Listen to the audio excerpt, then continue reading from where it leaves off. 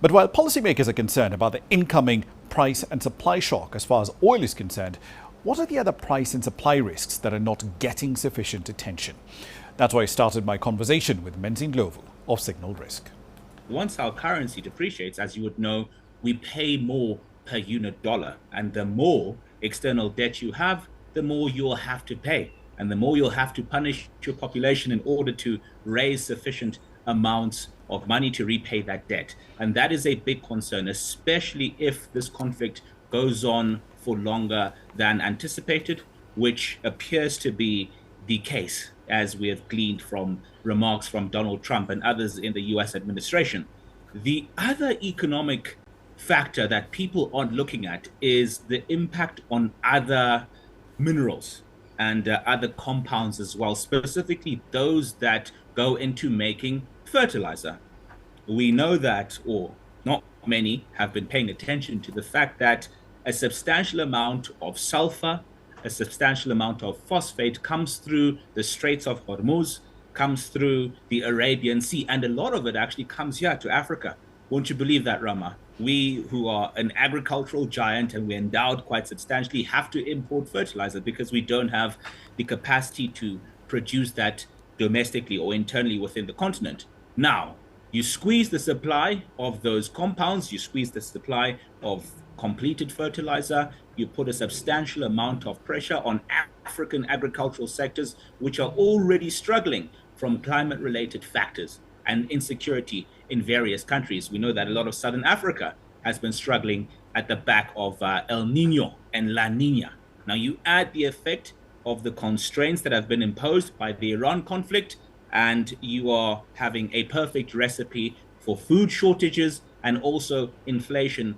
Do you reckon that, especially given the backdrop of what happened in 2024, well, late 2024 into 2025, lots of central banks across the continent, South Africa, Nigeria to some extent, Ghana, Kenya, even Egypt, right? They're all on this rate reduction path, right? Yeah. A lot of these countries lowered rates. But with this Yeah. potential inflation shock coming their way, can they afford to look past it? Because for a lot of them, monetary policy really can't do much to deal with an energy price shock.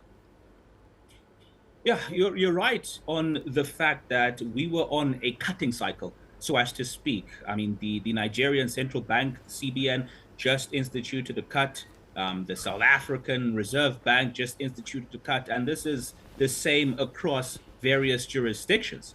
And the hope was we have come past the shock that was imposed by the coronavirus pandemic, the Ukraine crisis, the Red Sea crisis, and we can finally move towards A, easing interest rates, and B, fundamentally stimulate economic growth. And we were due to get some significant dividends. If you look at some growth outlooks that were published by the likes of the IMF and the World Bank, Africa was poised to outgrow Asia for the first time in modern history. We're going to grow at around 4.4%, which is significant, not just because of the growth itself, but what it means for the future of the continent and also for public balances and to some extent for transfer into more developmental gains. But with this potential inflationary shock that may arise, in fact, it's not potential, it will happen. The question is by how much and how quickly and for how long.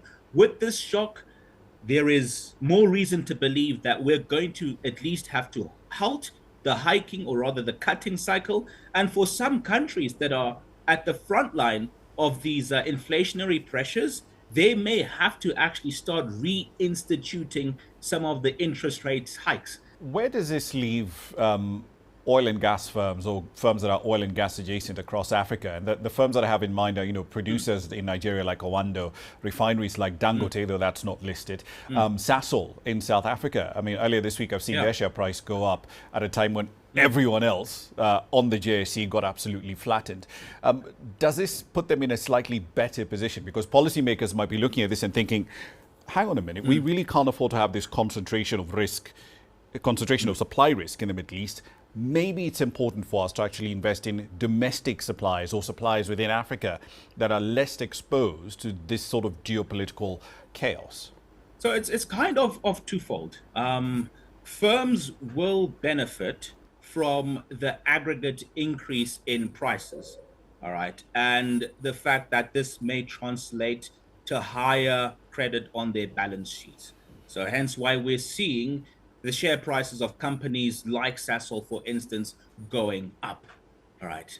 But in terms of the second question that you have asked on investment in refining capacity and FDI around the petroleum supply chain, so as to speak. That's a long-term strategic commitment that we haven't seen enough of our countries in Africa make.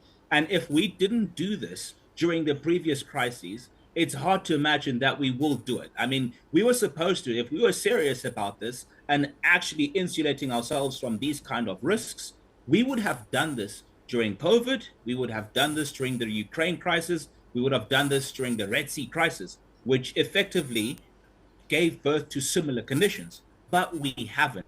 And we haven't seen enough commitment. There was talk about South Africa, which actually has dormant refining capacity, to start rekindling this capacity. And this talk was happening in 2024.